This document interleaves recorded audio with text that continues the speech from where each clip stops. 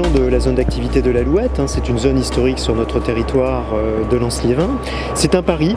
qui a été tenté par la communauté d'agglomération, par son aménageur Territoire 62. Et ce pari, nous sommes en train de le réussir, avec notamment l'implantation de cette plateforme logistique du groupe SEB, groupe français international, avec l'arrivée également, et c'est une réindustrialisation sur notre territoire, l'arrivée de Nature Opéra, qui va produire des couches bio sur notre territoire et qui a pour vocation de couvrir l'ensemble du territoire national et même au-delà. Donc on est en train de réussir effectivement ce pari du développement économique. Donc c'est une bonne nouvelle pour notre territoire, c'est de la création effectivement d'emplois et notre objectif c'est que ces emplois profitent à notre territoire. Effectivement à la fois sur du développement de l'activité logistique mais aussi de la réindustrialisation, sans oublier non plus le développement économique endogène, c'est-à-dire accompagner les entreprises qui sont sur cette zone depuis fort longtemps et les accompagner également dans leurs projets de développement et d'évolution. Donc oui, on est en train de réindustrialiser et surtout de redévelopper de l'activité économique sur ce territoire. Nous n'aurons réussi cette implantation économique que si effectivement les créations d'emplois profitent aux habitants du territoire. Et c'est tout l'enjeu, c'est tout le défi que nous nous sommes fixés avec Sylvain Robert, avec Laurent Duporge, avec le président Jean-Claude Leroy, pour faire en sorte que ces recrutements se fassent localement. Sans oublier non plus le volet insertion, nous y tenons tout particulièrement. L'objectif aussi, c'est que nos personnes qui sont privées d'emploi, je pense notamment aux personnes qui sont bénéficiaires du RSA ou aux jeunes demandeurs d'emploi, soient les premiers concernés par ces recrutements. Donc ça veut dire tout un accompagnement en amont pour les accompagner, pour les faire monter en compétences, pour les former, pour que demain, ils puissent postuler sur ces emplois. Alors oui, c'est de l'aménagement positif, puisqu'on se situe quand même le long des grands axes routiers qui desservent notre agglomération et plus largement notre département. On est à proximité des autoroutes, que ce soit la 1, que ce soit la 26, donc ce qui va permettre également à SEB d'aller rayonner sur tout le nord de l'Europe. Alors bien sûr, il y a des inquiétudes légitimes aussi concernant la saturation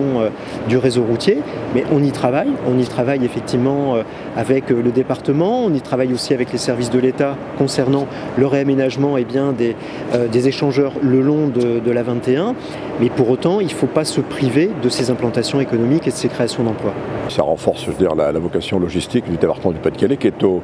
cœur de l'Europe aussi, qui est un nœud routier important, et donc par conséquent, je pense que la stratégie qui a été suivie jusqu'à présent, à la fois par les pouvoirs publics, par les élus locaux, est véritablement le bon choix. Alors après, il nous reste maintenant à envisager naturellement tous les problèmes, toutes les logistiques qui entraînent naturellement aussi un report sur le trafic routier, ici naturellement, et c'est pour ça que le département est là présent aujourd'hui, pour voir éventuellement comment le réseau routier peut être impacté aussi par cette implantation, qu'il faut accompagner et pour lequel nous devons aussi, d'une certaine façon, à la fois anticiper et faire en sorte qu'on puisse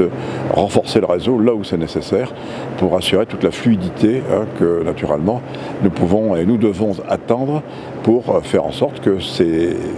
logisticiens puissent être acquis dans de bonnes conditions, dans un environnement qui effectivement aura été particulièrement étudié. Alors, on voit bien que la 301, c'est ce qui a d'une certaine façon été l'élément déclencheur, qui a bien montré effectivement que le désenclavement passait aussi, par ces infrastructures. Et le département était à même aussi d'amener toute son ingénierie pour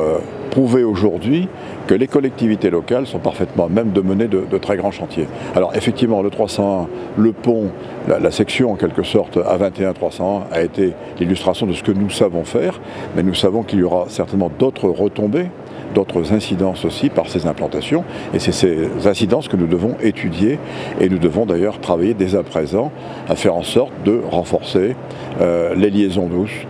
renforcer le covoiturage, renforcer les réseaux, parfois les contournements, parfois aussi les accompagnements aussi en termes de ronds-points d'accessibilité, pour certaines villes. En tout cas, c'est un aménagement du territoire qu'il faut penser en termes de support physique que sont les routes, mais aussi en termes d'accompagnement, de liaison, de mobilité. Il faut envisager naturellement une autre page de notre histoire. La logistique est une chance pour le Pas-de-Calais, mais encore faut-il aussi que nous puissions à la fois tous être au rendez-vous et faire en sorte que nous puissions aujourd'hui affirmer cette vocation et répondre à l'attente naturellement des habitants. Mais aujourd'hui, c'est l'emploi qui est naturellement aujourd'hui salué, ce renforcement de l'emploi dans une région qui en a effectivement besoin. Alors on voit ici Yvalet, on voit la plateforme également qui se développe à la ZAC de Terouanne, à la ZAC de Mussan. On voit donc effectivement, nous sommes au cœur de l'Europe, et je crois plus que jamais, c'est la logistique qui est en train de reconnaître au fond cette position, qui est une position d'avenir pour le département du Pas-de-Calais.